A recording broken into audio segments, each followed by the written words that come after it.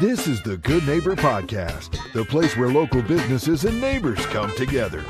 Here's your host, Austin Lewis. Hello, welcome to the Good Neighbor Podcast. Are you in need of a hair salon? Well, one actually might be closer than you think. Today, I have the great pleasure of introducing you Sherry Okamura with Urbaca Salon and Spa. Sherry, how's your day going so far? Good morning. So far, so good. I think I've only put out like 3 fires since I got here this morning. Just Goodness, another day in paradise at a salon and spa. Oh my goodness, I hear you. Well, we are all excited to learn about your business. So let's just start at the very top. Sherry, tell me about your company.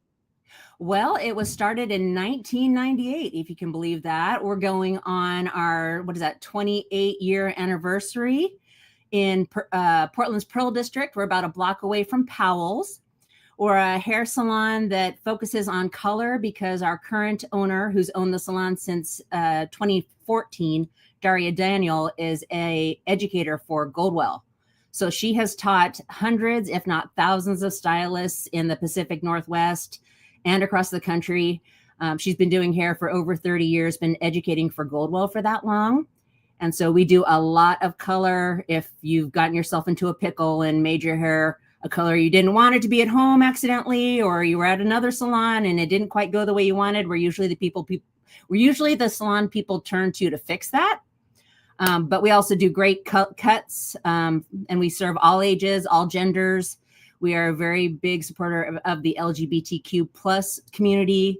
And then we also have a fantabulous spa, and that is where I do most of my magic in terms of facials, waxing. We also do the Japanese head spa, if you've ever heard of that. And we also do a ton of weddings and makeup and kind of nuts and bolts, A to Z. We do almost all of it. Yeah, it seems like a wide range of services. So tell our listeners, how did you personally get into this industry? Well, I was always into beautifying. I have 2 younger sisters. I'm the oldest of 3 girls. So I was always putting makeup on them, doing their hair. I sold Girl Scout cookies with a full beat of makeup. Did not sell that many cookies, but I felt good doing it. And I actually worked in theater. I studied theater in college and worked in theater for the first decade of my professional life. And then I kind of burned out on that. And my sister said, well, why don't you become an esthetician? You've always loved doing all that stuff. And I said, say no more. I went through that path and I never looked back. And it's been now going on 21 years of being an esthetician. Wow. Well, 21 years of experience. Tell our listeners, what are some myths or maybe some misconceptions that float around in that industry? I think what I find is people tend to think that you can just put something on your skin and it will make it better. It can certainly help, but a lot of the problems people are having with acne, or if it's an intrinsic issue like aging, it's just going to happen. There's no magic wand or no magic product that you can put on to make everything perfect immediately. It can certainly help, but oftentimes we're looking at issues that more involve drinking more water, getting better sleep, having better nutrition, things like that. I think also people I've found in the 21 years, and maybe it's just the people that I work with, but I think a lot of people tend to think more is better. So they'll put on a little bit and they'll say, ooh, that works really well. I'm going to glob a whole bunch on. And then they run into problems. So that's where a professional like me comes in to say, whoa, dial it back. A little bit goes a long way. That is funny. Well, we do know that marketing is the heart of every business. So who are your target customers and how do you normally attract them? Our target customers are probably anywhere from 25 to 60. Maybe the majority of our clients are 35 and up. We do about 90% women, I would say, and 10% men, and also non-binary people, trans folks. And The way that we've traditionally gone about it is marketing to our neighbors. We want to keep downtown Portland alive and thriving. So we're constantly doing the rounds and sending out gift cards to get people who actually work downtown to come in on us and try out our services and have a fantastic experience from beginning to end, walk out looking and feeling great. And then hopefully the people that come in to see them and their businesses will notice and ask. We're always building new hairstylists and new estheticians. So that's a really great way to get people in their seats, just to get them exposed. Before the pandemic, we used to do a lot of donations to different schools around the city. They do like their school auctions and such.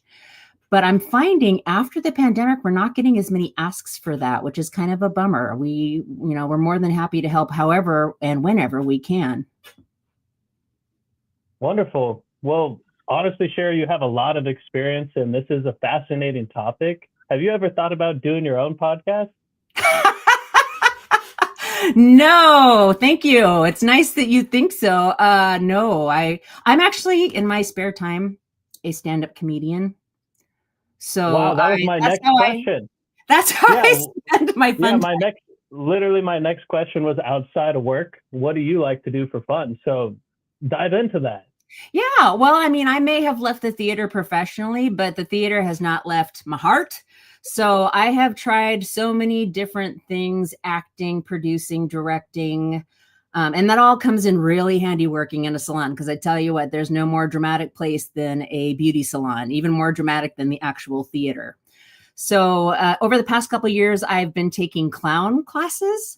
I really like to make people laugh. And the final frontier of all this performance was stand-up comedy. If you would have told me 2 years ago that I'd be standing up and telling jokes in front of people, I would have said, you're absolutely nuts.